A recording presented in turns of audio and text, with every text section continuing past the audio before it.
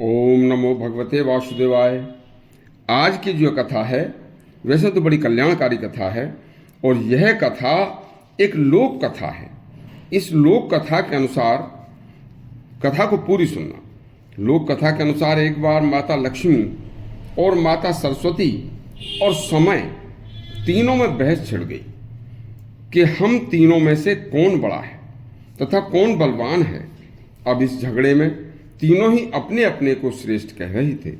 तो लक्ष्मी जी कहती हैं कि मैं ही सर्वश्रेष्ठ हूँ, मैं ही बलवान हूँ, मेरे लिए हर कोई हर समय लालायित रहता है। सेठ, साहूकार, गरीब, मजबूत, मजदूर सभी मेरी पूजा करते हैं। मेरे बिना कोई कभी कार्य किसी का पूरा या सफल नहीं होता। देखिए, सभी कहते हैं कि हे माता लक्ष्मी, मेरे घर निवास करो। मेरा जहाँ निवास होता है वहाँ सब सुख साधन संपन्न होते हैं। मैं जहाँ नहीं रहती वह घर भी भिखारी बन जाता है। तब यह सब कुछ सुनकर सरस्वती बोली कि तू ज्यादा बढ़ चढ़कर मत बोल। सबसे श्रेष्ठ तो मैं हूँ, मैं ही बुद्धि हूँ, मैं ही ज्ञान हूँ। मैं जिसका साथ छोड़ देती हूँ वह मूर्ख पागल हो जाता है, जिसके साथ रहती हूँ वह विद्वान, बुद्धिमान, ज्ञानी होकर और बुद्धिमत्ता से सब कार्य करता है। मेरी कृपा जिस पर रहती है वह बुद्धि के बल पर धन भी पैदा कर सकता है, ज्ञानवान विद्वान बन जाता है, बुद्धि से धन अर्जित कर लेता है। इसलिए सबसे श्रेष्ठ तो मैं हूं। अब समय बोला, अरे सबसे श्रेष्ठ तो मैं हूं, मैं हर किसी का प्रत्यक्षदर्शी गवाह हूं। मैंने कभी कुछ नहीं, मेरे बिना कहीं कुछ नहीं होता। देखो, मैंने राम को वनवास दिलाया, मैंने राम रावण युद्ध कराया, मैंने महाभारत कराया। बिना मेरे, बिना समय के आए कहीं कुछ नहीं होता।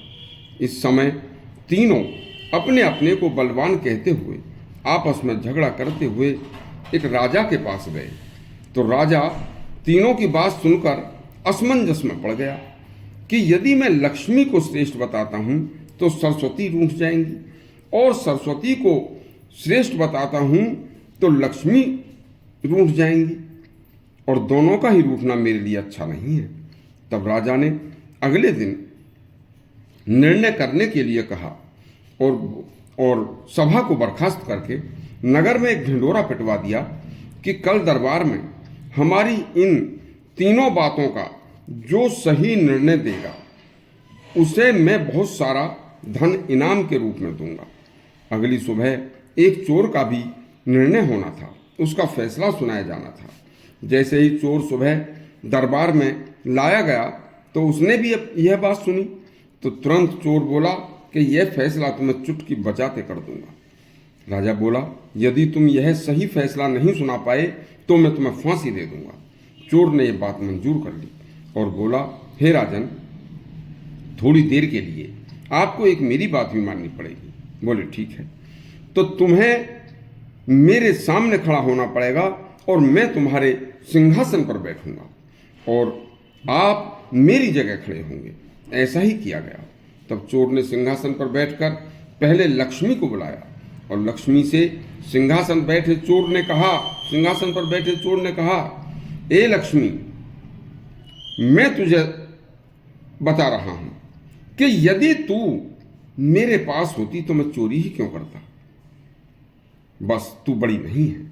यह सुनकर लक्ष्मी चुपचाप एक तरफ खड़ी हो गई। फिर चोर ने सरस्वती को बुलवाया और सरस्वती से कहा, हे सरस्वती, यदि तू मुझे बुद्धि दे देती तो मुझे चोरी करने की क्या आवश्यकता थी। यह सुनकर सरस्वती भी चुपचाप एक तरफ खड़ी हो गई। फिर समय को बुलवाया और चोर सिंहासन से उठा और उठकर समय के पैरों में पड़ गया और बोला, अरे समय, तू ही बलवान है, तू ही श्रेष्ठ है, तू ही महान है। हे समय, तेरे ही समय के चक्कर से आज मैं एक चोर होकर भी राजा के सिंहासन पर बैठकर न्याय कर रहा हूं और राजा मेरे सामने खड़े हैं। यह सब समय का ही चक्र है। समय बड़ा बलवान होता है। समय से ही सब कुछ संभव है, इसके अलावा कुछ संभव नहीं है। इस तरह के समय सबसे बड़ा है।